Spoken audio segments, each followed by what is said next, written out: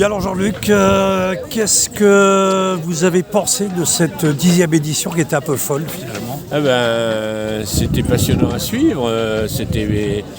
En réalité, ça a été une édition où la météo a joué un rôle considérable parce que ceux qui étaient devant ont pu s'échapper et n'ont jamais été rattrapés parce qu'ils ne sont jamais tombés dans une bulle. Et il se trouve qu'il y a des paquets de bateaux, et avec des bateaux qui ont des performances à peu près comparables.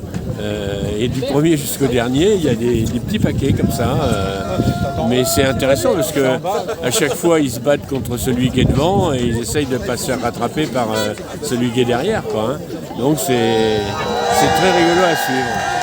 Et puis il y a des différences énormes, forcément, entre les budgets, entre les bateaux, hein.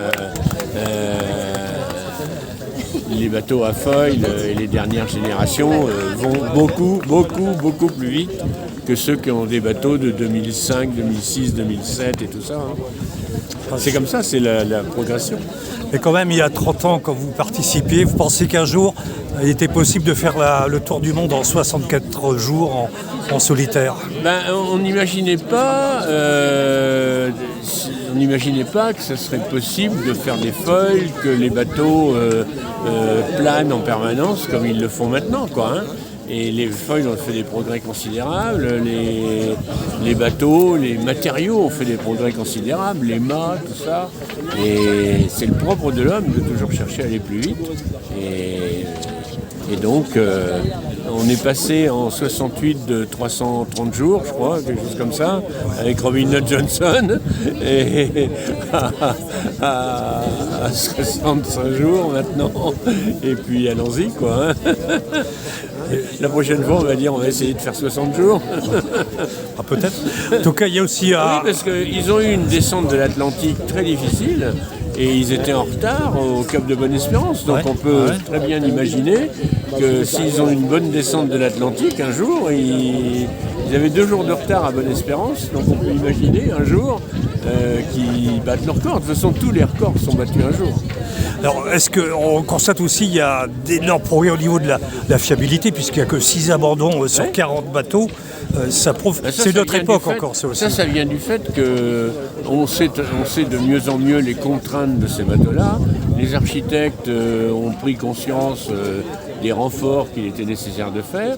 Les quilles sont standards, les mâts sont standards, et ça a beaucoup aidé parce que il n'y a plus de gens qui essayent de gagner du poids sur le mât ou qui essayent de gagner du poids sur la quille, quoi, hein. On a vu au 3e Vendée Globe beaucoup d'accidents parce que les quilles n'étaient plus assez lourdes.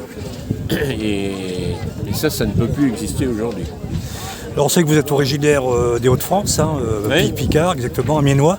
Est-ce que justement vous suivez un petit peu les régionaux? Je pense à Thomas Ruyant qui est dakarquois, et Romain Attanasio qui est aussi un peu de Alors je suis tout le monde. Alors, en réalité, je suis tout le monde. Je suis un des fanats toutes les 4 heures des positions du Vendée Globe. Et à part celle de 3 heures du matin, je les ai toutes regardées, hein. Et... Qu'est-ce que vous pensez notamment du parcours de Thomas Ruyant, qui était un des favoris quand même au départ? Oui, mais le problème c'est qu'il y avait une dizaine de favoris, donc après le podium, il n'y en a que 3.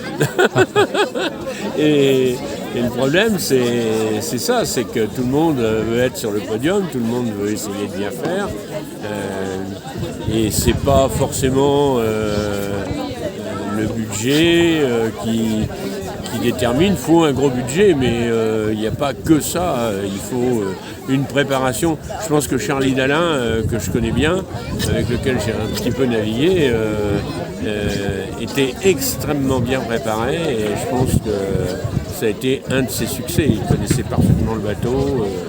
Le bateau était très bien construit. Sinon, ça sera ma dernière question. Le Pierre, pardon. Oui. Ça va, ma dernière question. Justement, vous êtes en Bretagne depuis très longtemps. Hein. Vous conservez un petit peu de rapport avec les Hauts-de-France? Je suis en Vendée. En Vendée maintenant, d'accord. Je suis en Sauve depuis 2000. D'accord. Et vous conservez quand même un peu de rapport avec les Hauts-de-France ou pas? Non, plus du tout. Non, j'ai plus de famille là-bas depuis depuis 2000.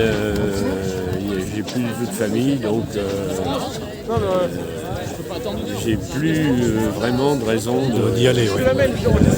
Je suis en Vendée maintenant depuis 25 ans et très content d'être ici. Ok, merci Jean-Luc. Au bord de la mer. Oui, toujours.